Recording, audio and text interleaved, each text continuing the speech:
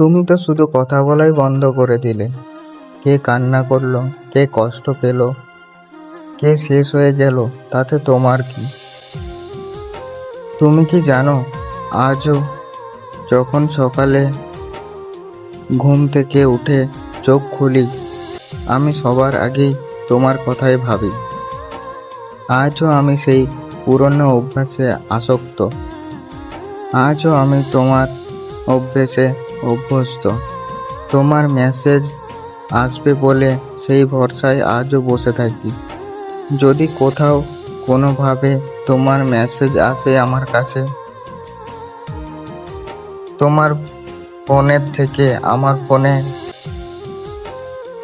কোনো নোটিফিকেশন আমার ফোনে স্ক্রিনে ভেসে উঠুক। আজও এখনো প্রতিটা রাতে ঘুম আসতে চায় না যতক্ষণ মন তোমার সাথে একটু না কথা বলি। আজও ভিড়ের মাঝে দাঁড়িয়ে থেকে আমি শুধু তোমাকেই খুঁজি।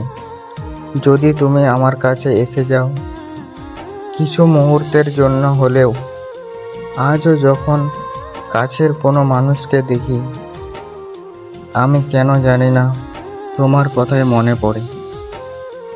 আজও আমার লেখা জুড়ে শুধুই তুমি। এই আশায় যদি কোথাও কোনোভাবে তুমি আমার লেখাগুলো পড়তে পারো। আজও এটাই ভাবি যে একটা মানুষ ছিল যে শুধু আমার। আজও যখন মনের ভেতরে তোমার নাম আসে, আমার হার্টবিট কিভাবে যেন ফাস্ট হতে শুরু করে। হয়তো আমার সবটা জুড়েই হয়তো তুমি ছিলে, শুধুই তুমি। তোমায় ছাড়া দুনিয়া ঠিক আজও সেই রকম ভাবেই চলছে। শুধুমাত্র আমি নেই। তোমার হয়তো এতে কিছু যায় আসে না, তবে আমার অনেক কিছুই যায় আসে। তোমার হয়তো আজ মনে পড়ে না আমার কথা। তোমার হয়তো আজ সেই স্মৃতিগুলো কোনোভাবেই বিরক্ত করে না। তোমার হয়তো আজ সেই দিনগুলোকে ফিরে পেতে চাই না মনে হয়।